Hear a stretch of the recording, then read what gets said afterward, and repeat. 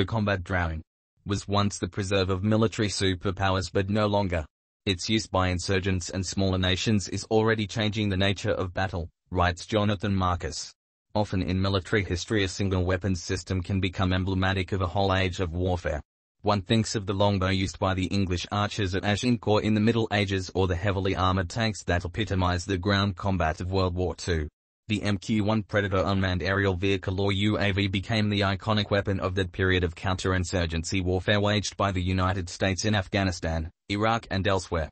This corresponded with what has been called the unipolar moment after the end of the Cold War, when the US stood alone and unchallenged as the dominant global superpower.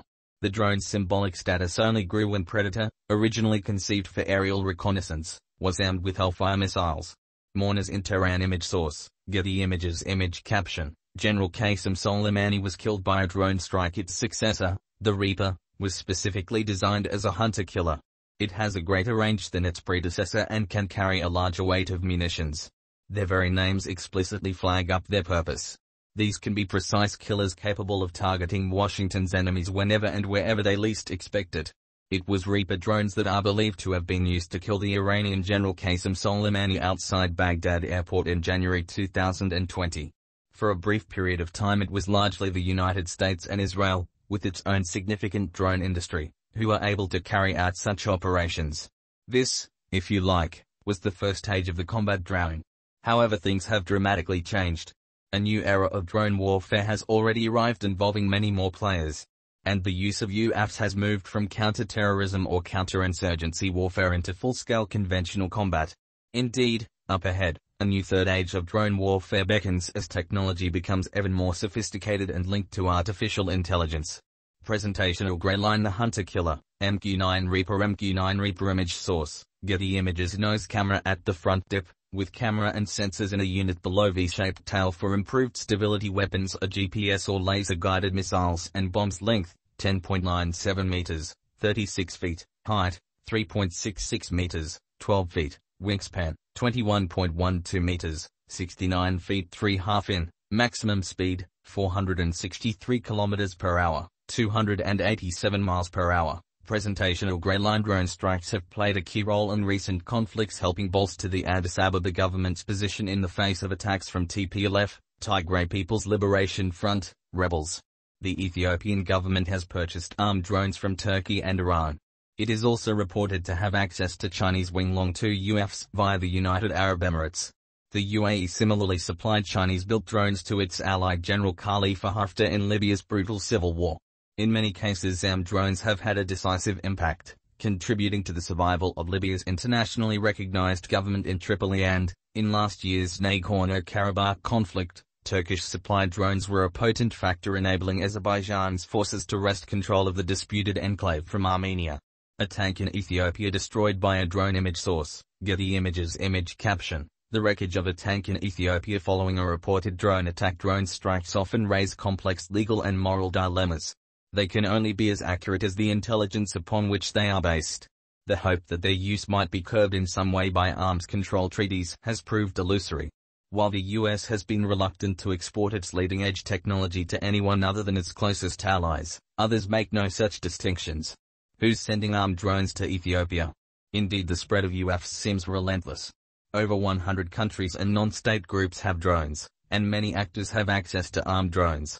Indeed, as Paul Shkar, Director of Studies at the Center for New American Security says, the proliferation of these systems looks set to continue. China, he says, is by far the leading exporter of armed drones worldwide.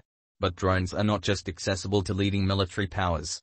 Middle powers such as Iran and Turkey have access to drone technology and are selling systems abroad. Indeed, he argues that commercial drone technology is so widely available that anyone could build a crude DIY attack drone for a few $100s, and some terrorist groups have. The UAV's decisive impact is no surprise, he adds.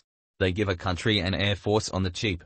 States and non-state groups that can't afford to buy fighter jets can buy drones, he says, and while drones are not as capable as fighter jets, they give actors access to some air power. Combined with digital technologies that enable high-definition surveillance and precision strike, drones can be quite lethal to ground forces.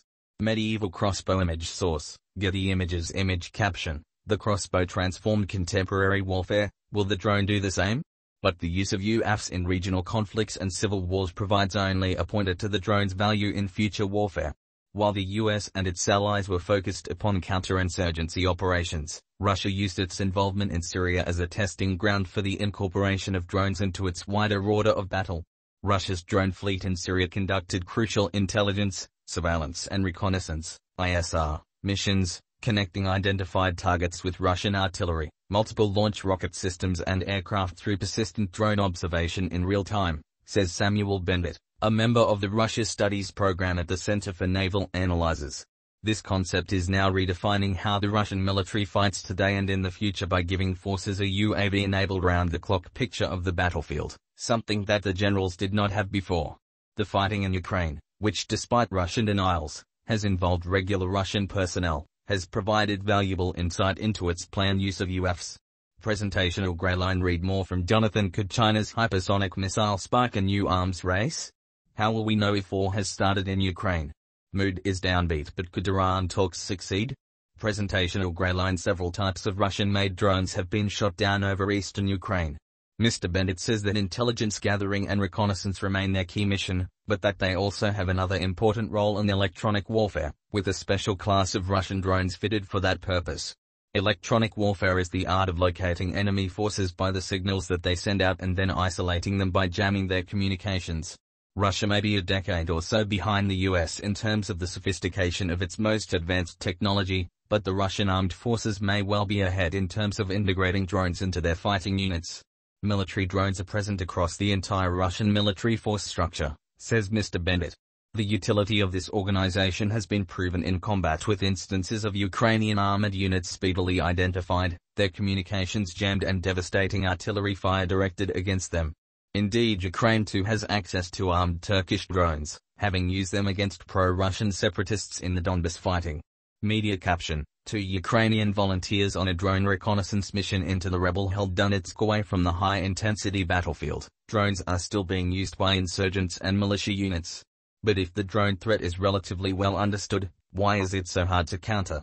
Most drones in use today are smaller than traditional military aircraft and require different kinds of air defenses, says Mr. Shkar. They fly slower and lower to the ground, and that means that many air defense systems are not optimized to shoot them down. Many countries, he says, are working to develop countermeasures against drones, and over time we'll see more effective counter-drone systems spread to battlefields as well. One challenge, though, will be countering mass drone attacks, since low-cost drones can be built in large numbers. There's been a lot of talk about futuristic, so-called drone swarms. We've already seen mass drone attacks, such as that in 2018 by Syrian rebels against a Russia airbase that used 13 drones. However, Paul Shkar insists that a deluge of drones is not a true swarm.